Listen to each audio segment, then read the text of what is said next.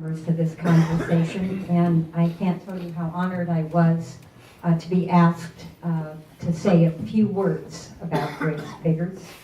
Some of you have known her your entire lives, some of you for many, many years, and I'm one of the short-timers in this conversation, and I envy you for more time with Grace. But I've only known her since the year 2008.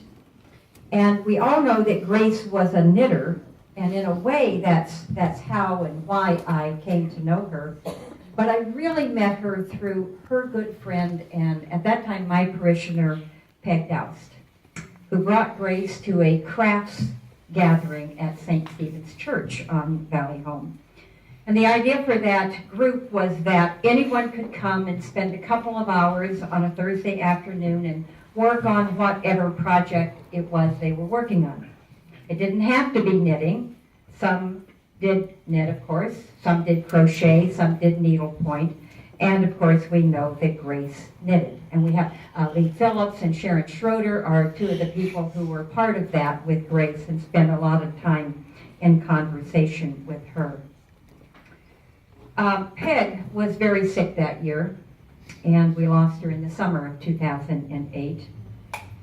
And I remember Grace from the craft group, but what I remember most about her in those early months was seeing her at the hospice house in Whittier, where Peg spent the last couple of weeks of her life.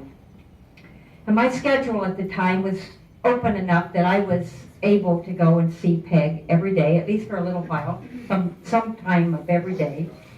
And sometimes I was able to spend a little longer, sometimes having dinner with Corey and Debbie.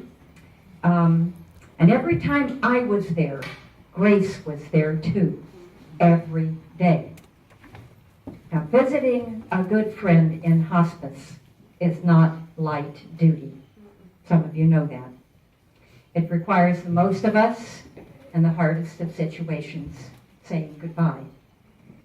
So I came to know right then and there what kind of a person Grace Biggers was. And the first words came to mind: loyal, loving, faithful, kind. The longer I knew her, the truth of these words became more clear.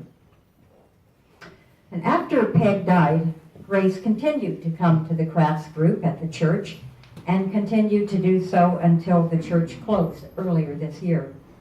And I often said to her that she was Peg's best gift to us and a better bequest I could not imagine.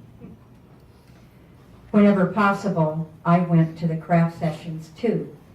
I was not then, nor am I now, a very competent knitter, but I loved it, and I loved being in the midst of this wonderful group of women with conversations ranging from movies to war to politics to religion to relationships to shopping. And Grace, as it has been noted already, was a fabulous conversationalist, able to talk on any subject with the greatest of ease.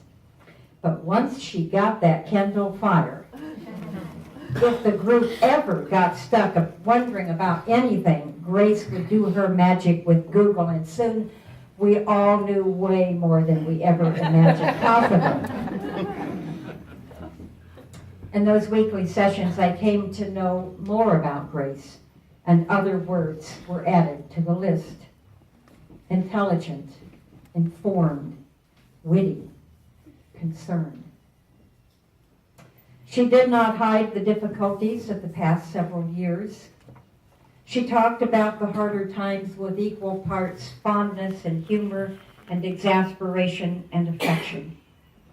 She let us know what was going on, but she never belabored the point, and she always took the high road. More words add to the list: classy, authentic, compassionate, strong.